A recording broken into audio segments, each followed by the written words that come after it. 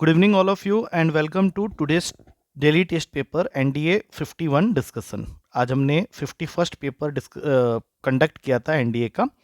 तो इस वीडियो में हम लोग इसी के क्वेश्चंस को डिस्कस करेंगे। तो let's start our today's video. तो आज के पेपर का जो सबसे पहला क्वेश्चन था उसमें as you can see 3 vectors हैं, A vector, B vector and C vector. हमने क्या किया है, अल्फा मल्टीप्लाई किया है पूरे के पूरे ए वेक्टर के साथ में। तो हमारा जो रिलेशन बन जाएगा यहाँ पे वो बन गया alpha I cap plus 2 alpha J cap plus 3 alpha K cap. Now this is your alpha A vector. और उसी तरह से बीटा को मल्टीप्लाई किया है बी वेक्टर के साथ, तो ये बन गया 2 बीटा आई कैप प्लस 3 बीटा जे कैप प्लस बीटा के कैप। और गामा को मल्टीप्लाई किया है सी वेक्टर के साथ में, तो यहाँ पे आ जाएगा 3 गामा आई कैप प्लस गामा जे कैप प्लस 2 गामा के कैप। अब इन तीनों को ऐड करना है। जब ऐड करेंगे तो इक्वेशन आ गया alpha plus 2 beta plus 3 gamma with I cap. फिर दूसरा इक्वेशन बन गया 2 alpha plus 3 beta plus gamma with J cap. और तीसरा इक्वेशन बन गया 3 alpha plus beta plus 2 gamma के कैप के साथ में। और ये पूरी की पूरी वैल्यू जो है वो इक्वेटेड है -3i प्लस 3k के साथ। तो अगर मैं यहाँ से कंपेयर करूँ लाइक टर्म्स को, तो पहला इक्वेशन बन जाता है alpha plus 2 beta plus 3 gamma equals to -3। J के कंपोनेंट्स की अगर बात करें तो लेफ्ट हैंड साइड में 2 alpha plus 3 beta plus gamma J के कंपोनेंट है, राइट हैंड साइड में वो है ही नहीं, तो वो 0 के इक्वल होगा। और तीसरा हो गया 3 alpha plus beta plus 2 gamma, ये के कंपोनेंट से, तो राइट हैंड साइड में 3 के साथ इक्वेट करेंगे। अब इन तीनों इक्वेशन को देख के हमें ऑप्शंस की मदद लेनी पड़ेगी just to know which one is correct.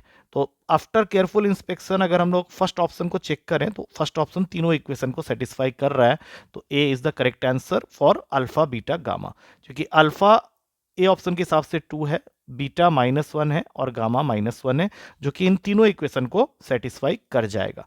2 -2 -3। अब तुम देख सकते हो फर्स्ट इक्वेशन में मैंने वैल्यू डाली है, दोनों कैंसिल हो गया, -3 आ रहा है। फिर अगले में गए तो 4 -3 और फिर 4 -3 2 इंटू 2 4 हो गया, फिर -3 -1, तो ये भी 0 के इक्वल आ रहा है यहाँ पे, ये भी सेटिस्फाई हो गया। और तीसरा चेक करेंगे तो 6 -1 और फिर लास्ट में -2, तो 6 -3 ये 3 आ रहा है, तो बिल्कुल सही आंसर है। नेक्स्ट क्वेश्चन है, तुम्हारे पास पे 2 लाइन की इक्वेशन दे रखी है। पहला लाइन है x-1 upon k is equals to y-2 upon 2 is equals to z-3 upon 3, say this is your line 1। और दूसरा लाइन है x-2 upon 3 is equals to y-3 upon k is equals to z-1 upon 2। और तुम्हें question ये कह रहा है कि ये दोनों लाइन एक ही पॉइंट पे इंटरसेक्ट कर रहे हैं, दैट मीन्स ये कोप्लानर है। तो कोप्लानरिटी का कंडीशन हमने पढ़ा हुआ है x2 - x1 y2 - y1 z2 - z1 a1 b1 c1 a2 b2 c2, इस पूरे का डिटर्मिनेंट वैल्यू 0 के इक्वल होगा।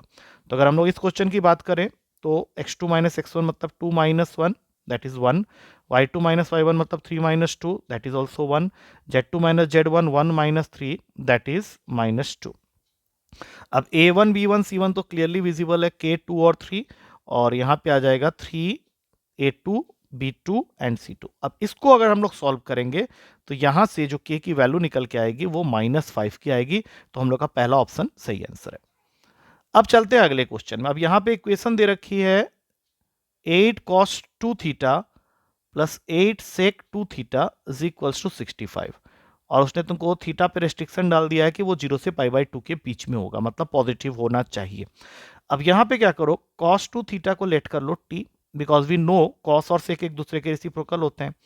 तो ये बन गया 80 plus 8 upon t is equals to 65। तो यहाँ से आ गया 8t² - 65t plus 8 equals to 0। Simple सा क्वाड्रेटिक इक्वेशन बन रहा है, -64t माइनस टी पे ये ब्रेक हो जाएगा। तो अगर मैं यहाँ से 8t कॉमन ले लेता हूँ तो मुझे यहाँ पे क्लियरली दिख रहा है कि t के 2 वैल्यूज आने वाले हैं। पहला वैल्यू जो आ रहा है t के लिए वो है 8, क्योंकि t - 8 को 0 के इक्वल करोगे तो t हो जाएगा 8, और 8t - 1 को अगर 0 के इक्वल करोगे तो t की वैल्यू हो जाएगी 1/8। अब cos 2 थीटा 1 से ज़्यादा नहीं हो सकता, इसलिए इस 8 को तो भूल जाओ, 1/8 के साथ इसको इक्वेट कर दो। तो cos 2 थीटा की वैल्यू मिल गई, हमें चाहिए 4 cos 4 थीटा। तो 4 फॉर्मूला हो जाएगा इसका 2 cos स्क्वायर 2 थीटा -1। तो 4 2 cos स्क्वायर 2 थीटा मतलब 2 इंटू 1/64 -1। तो 4 1/32 -1। अब इसको सॉल्व करके देख लो तो ये आंसर तुम्हारा रिड्यूस होकर बन जाएगा बी ऑप्शन, दैट इज -31/8।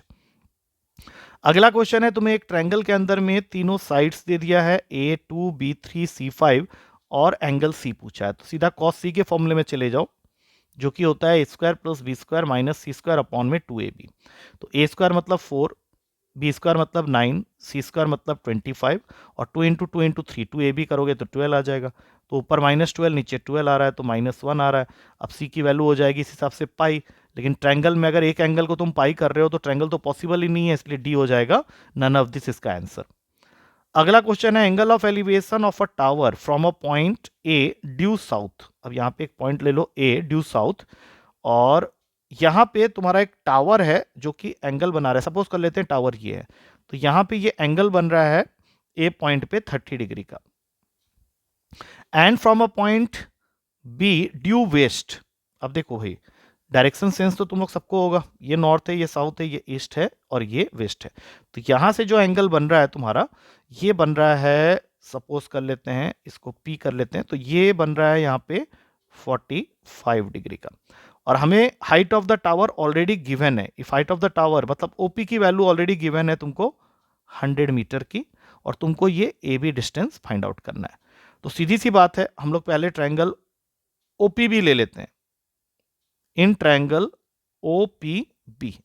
अब इस ट्रायंगल के अंदर में अगर मैं लगाता हूं मेरा OB is equals to 100 cot 45 degree, तो OB की वैल्यू आ जाती है यहां से 100। और उसी तरह से इन ट्रायंगल OAP अगर मैं देखता हूं तो यहां से OA की वैल्यू आ जाती है 100 cot 30 डिग्री, जो कि होता है 100√3। अब हमने OB और OE तो निकाल लिया, मतलब ये मिल गया, ये मिल गया, और हमें चाहिए AB। तो यहाँ पे तो 90 डिग्री बन रहा है, तो पाइथागोरस थ्योरम लगा लो, क्योंकि AB तुम्हारा हाइपोटेनियस है। तो OB का स्क्वायर प्लस OA का स्क्वायर, 100 का स्क्वायर और 100√3 का स्क्वायर, मतलब 10,000 प्लस 30,000, तो ये हो गया 40,000 के इक्वल।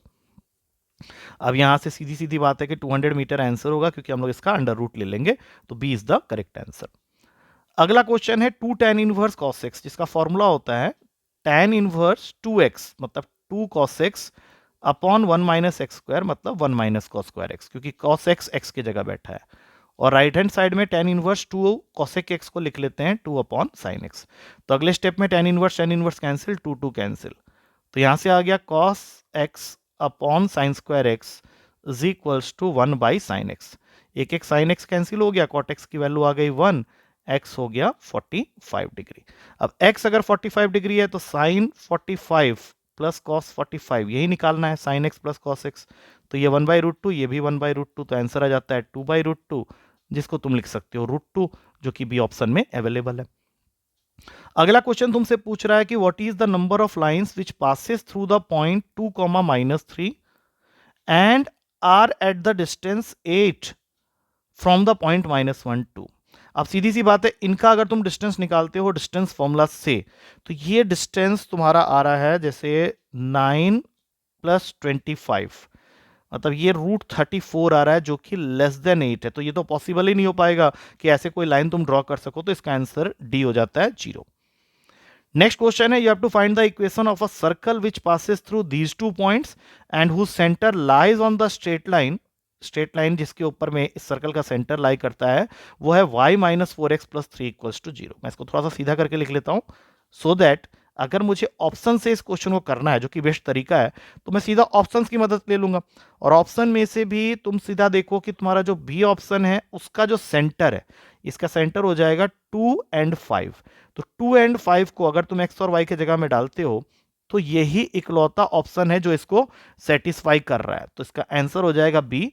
बाकी दोनों पॉइंट्स तुम चेक कर सकते हो, बाकी किसी भी ऑप्शन में पॉइंट पुट करने पे वो सेटिस्फाई नहीं हो रहा है। नेक्स्ट क्वेश्चन है, तुम्हें फोकाई दिया हुआ है एक एलिप्स का, और वो किस फॉर्म में है, तो 0 ± बी के फॉर्म में है, जो कि दिया हुआ है 0 ± 4। अब बी को हम ± भी लिख सकते हैं। और डायरेक्ट्रिक्स की जो इक्वेशन दे रखी है दैट इज y = ±b/e, और plus minus B by E का मतलब है plus minus B by E 9 के इक्वल है। तो तुम्हें दो चीजें मिल गई, एक बी ई और एक बी बाई ई। बी की वैल्यू है 4 और बी बाई ई की वैल्यू है 9, तो 4 इंटू 9 कर देते, तो ई से ई कैंसिल हो गया, बी स्क्वायर की वैल्यू हो गई 36। इसको संभाल के रख लो। अब सी का फॉर्मूला इस केस में होता है, क्योंकि ये दूसरा वाला एलिप्स है, तो बी स्क्वायर माइनस ए स्क्वायर। सी की वैल्यू है 4, ये 36 है माइनस ए स्क्वायर। अब इसको स्क्वायरिंग करके सॉल्व कर लो, तो ए स्क्वायर की वैल्यू आ गई 20। तो एलिप्स की इक्वेशन हो गई x square upon 20 plus y square upon 36 is equals to 1। अब अगर तुम यहां से एलसीएम ले लेते हो तो ये एलसीएम बन रहा है 180 का, मतलब 9x square plus 5y square equals to 1। तो फाइनल आंसर आ गया 9x square plus 5y square is equals to 180, जो कि मैं देख सकता हूं डी ऑप्शन में अवेलेबल है। लास्ट क्वेश्चन है, हाइपरबोला की इक्वेशन निकालनी है जिसका लेटेस्ट रेक्टम तुमको दे रखा है 9।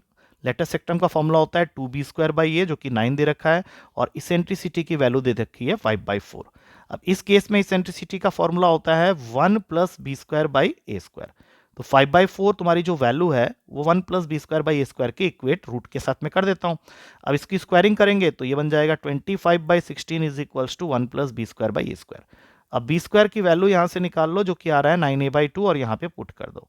तो 25/16 is equals to 1 plus 9a/2, और यहाँ नीचे ए स्क्वायर है, तो सब कुछ काट के तुमको मिलने वाला है 9/16 इज इक्वल्स टू 9/2a। 9 से 9 गया, 2 से 16 गया, a की वैल्यू आ गई 8। अब a 8 आ गया तो इसको उठा के यहाँ पुट कर दो ताकि तुमको बी स्क्वायर की वैल्यू मिल जाए 9 इंटू 8/2। तो बी स्क्वायर तुम्हारा आ रहा है 36। तो सीधा इक्वेशन अब लिखेंगे एक्स स्क्वायर बाई ए की वैल्यू 8 है, तो 8 का स्क्वायर हो गया 64, minus Y square by B square की तो तुमने वैल्यू निकाली हुई है। हाइपरबोला का इक्वेशन होता है X square by A square minus Y square by B square equals to 1। तो ये तुम देख सकते हो, that is available in C option. तो I hope with this we come to the end of the discussion of this particular paper. अब कल अगला पेपर होगा तो we will have the discussion of that paper also. तो इसमें से किसी भी क्वेश्चन में अगर डाउट रह गया है तो you can ask me in the class. तो फिर कल मिलते हैं नेक्स्ट पेपर के डिस्कशन के साथ। Till then take care and thank you to all of you.